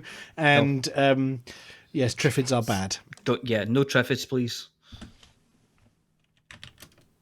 But other than that, yes, that was the sky tonight. We're getting into a time of year. I mean, traditionally, it's that sort of time of year where you go out to the bonfires, and in a few weeks' time, whatever. I don't know if that's going to be happening much. I might just stand on my balcony and look up for a few hours to get that feeling while setting fire to things. Maybe that'll work. Oh, sure it will. Yeah, that'd be fun. Yeah, ruin my night vision. But yeah, it's that time of year when the clear autumn skies are accessible in the evenings. You start getting some lovely views. Yeah. Has anybody looked up at the sky and gone, I want to fly to that one, and then worked out what it is and gone there yet? Yeah, but it was a 747. No, I did look once and see Beetlejuice, though, or Betelgeuse. But I'd already been there, so I didn't go again. Mm-hmm. But I looked at it through a telescope, and it was red. And I thought, that's it. And then I used my app on my phone, and I went, yep, that's it. But very exciting to see it was there, Yeah, well, I managed last year to get the telescope out and got a real good view of Saturn, the rings of Saturn. Mm-hmm. And it really, really tiny. It's not a very powerful telescope, but you could see it and you could see the rings. It was a bit blurry, but it was fascinating, really, really fascinating to see. Having flown there in a ship and flown round it a few times and crashed. I did that in Jupiter once. I got the telescope in. It was just a wee National Geographic one and things. And I'm in the city centre, and I managed to get it trained on Jupiter. And when you zoomed in, when you looked with the telescope, you could see 2 moons either side of the planet. Oh, the little tiny dots around it, yeah. Yeah, you could see the 4 biggest moons. Yeah, I could see. I think when I looked at Saturn, I could only pick out one of them. Mm-hmm. Well, that was just a little glowing planet, spark. Different moons. Yeah, no, I just say I know there are more. I mean, Saturn's got loads, but there was one. It was just like a little tiny sparkle, just off to one side of it. Yeah, real. Yeah, and Venus is always easy to see. Venus is just it's the second brightest thing after the moon. It's just very don't bright. Don't try and see Uranus because you'll throw your back out. No, you'll hurt yourself.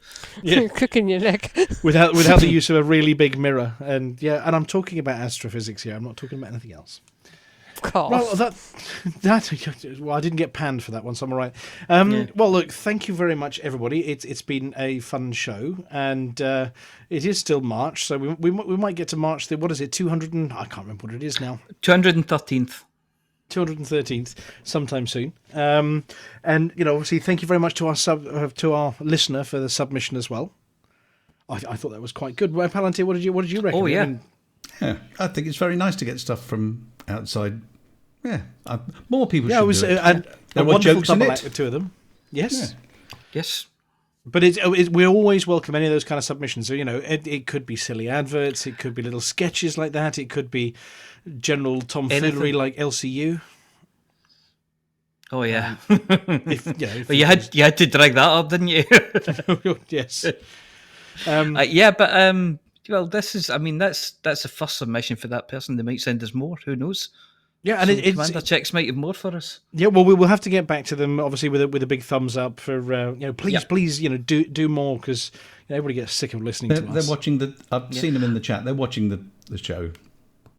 Well, look, thank you very much to the pair of them. That was really enjoyable. Yeah, it was really good. Yeah. I liked as well that there was just a wee thing, but when they were asking the question, you'd get the question, or the interviewer asking the questions, and then Commander Chix would reply. You could hear the ship noises in the background. So they obviously had to think about that as well, which was really good. Yeah, and obviously sure they just didn't have the window open and there was traffic going past. Well, yeah, those little cars that go around the inside of the station. Do you know what? That's one of the questions about. We get to walk around stations when you stand inside one of those little control towers. I'm assuming that's what it is from the pictures we've seen. And you look out, you can see the little cars going around the same way as you do. And it wouldn't be good to get on one of those little yellow cars just for a bit. And, I remember Commander Balzac interview. That's the first two Harry Balzac interviews. Bugger, then, isn't it? Inside the lorries and inside the conning towers. Oh dear. Yeah. Oh dear. Fake news. Yeah. Oh, there's still the buses. There's buses going, some of them as well. Yes. So yeah, you can take the bus. Yeah, well, the other bit is that the big rings which have got all of those sort of plants and buildings. Isn't there a copy of the old Frontier headquarters inside one of the glass domed rings? Oh, was that? I didn't know that. Yeah, if you fly over the glass dome rings round, which station is it? Is it not the Orbis or the Ocella? No, it's the Orbis, isn't it? When they've got the rings round them. If you fly over there, one of the buildings that's in there is actually modelled on the original Frontier HQ before they moved to the new one. That's the big orbital ring, the big habitation ring. Yes, yeah. I need to go and look for that. So it'll either be Orbis or Ocellus, so we'll have to go and look for that. Yeah, so the ones with the big transparent rings, you can see, and there is one of the buildings, if you go to your Google Earth and go down the road from their current headquarters down to the previous one, it's literally just a couple of doors down. So they've actually modelled their original office building in the rings there. I'll have to go and look for that. That's excellent. Yeah, and of course, there's other things like when you go to some of those installations and they've got the agronomic domes with the plants growing inside. If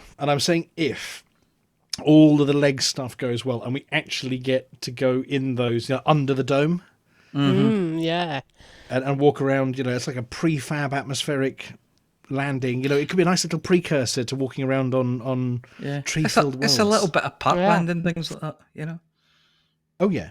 Yeah. But obviously, if you go into the stations like O'Connor, they've got the little lakes in there. Of course, those are all hollow lakes. Are you sure? I think they're lakes. No, they're hollow lakes. That was confirmed at the point that it was. Okay. They were put in. They are hollow lakes. Those ones. So those aren't real lakes where those statues are, like grandly standing, holding big things. So yeah, those are actually hollow lakes rather than real lakes. We were doing some science experiments on the forums earlier in the week about gravity, because people were saying, hang on. I get it on a spinning station, but Hutton Orbital, there is no gravity here. I mean, your magnetic shoes. Hutton Orbital may be spinning though. You just don't know. It could be. Well, people were saying, is it Velcro shoes? Is it magnetic? Metal mag boots?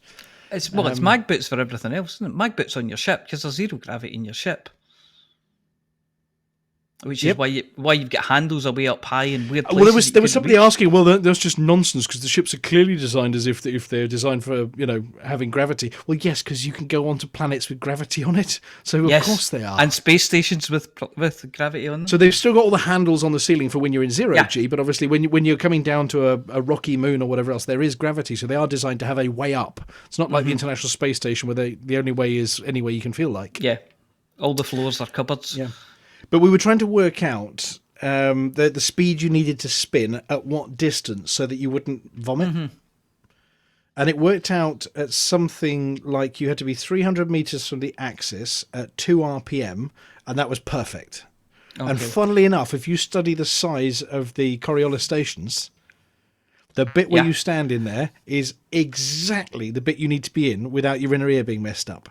So the design of it is actually, whether it's a happy accident or somebody thought about that when they designed it. I think somebody thought about it because I'm pretty sure that when you go out, the distance from the core to the habitation ring is 2 kilometres, which is, at that speed, is the right distance to generate 1G.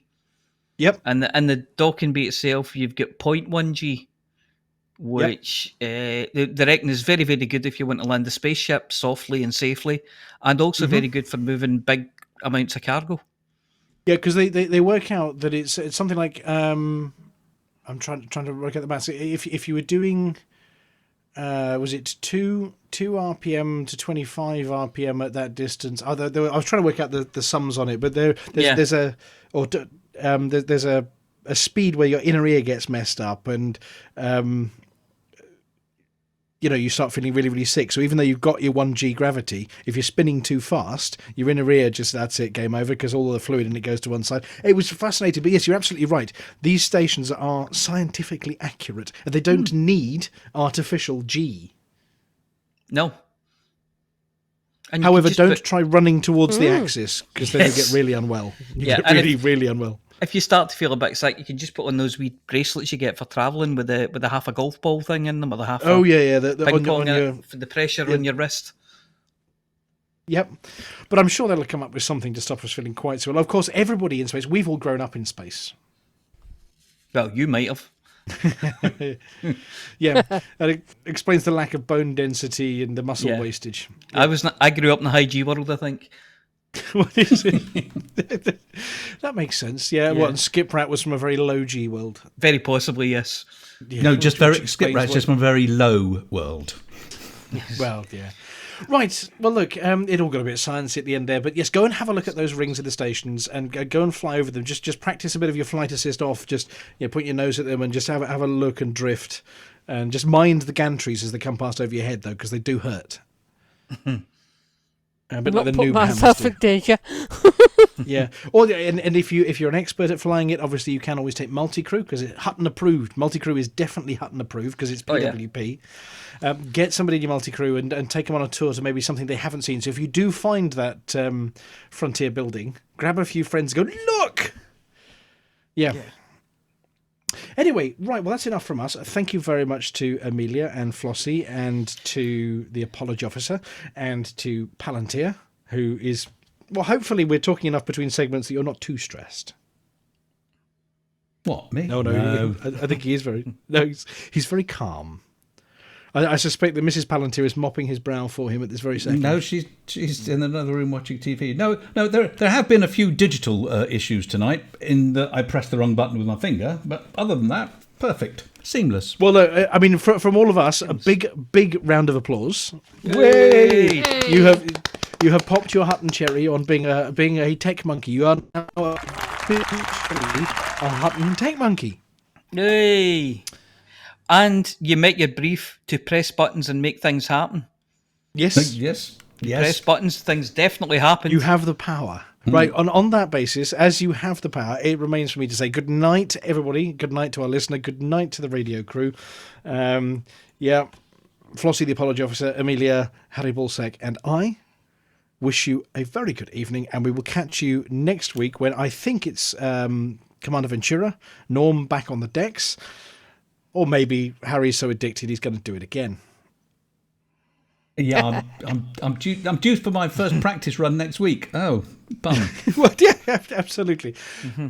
So, if you've got a for the mug lined up, if you'd like to take it away and then take it out for the end of the show, sir. Will do. So, what's the last thing we say? For the mug!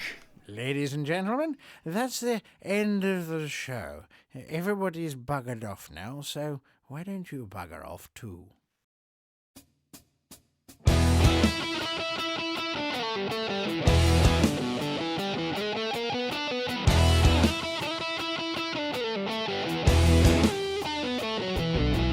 No journey too long and no cargo too small. The profit margins never really mattered at all. We're gonna take the cargo where it's needed today. Super cruising all across the Milky Way. We'll take anything, anytime, anywhere. Loading up the T-9s to the brim with grain. For the mug, yeah, you know just where we're coming from. For the mug, now everybody sing the Hutton Trucker song. For the mug. Flossy always seems to crash into the sun. Swivel likes the pilot on the Xbox One. Alvin at the front, you know he leads us well. Trucking across the galaxy, now everybody yell. For the mug, yeah, you know just where we're coming from. For the mug, now everybody sing the Hutton Trucker song. For the mug, yeah, you know just where we're coming from. For the mug, now everybody sing the Hutton Trucker song.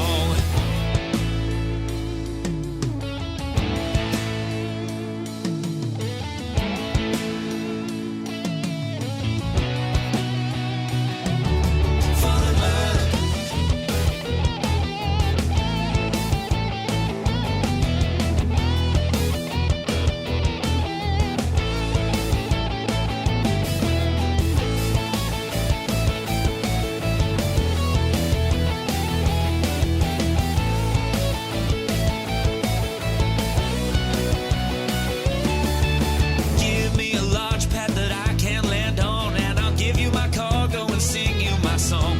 No part 22 light years to go. Cruising to Hutton, whoa, whoa, whoa. No journey too long and no cargo too small. The profit margins never really mattered at all. We're gonna take the cargo where it's needed today. Super cruising all across the Milky Way. We'll take anything, anytime, anywhere. So shout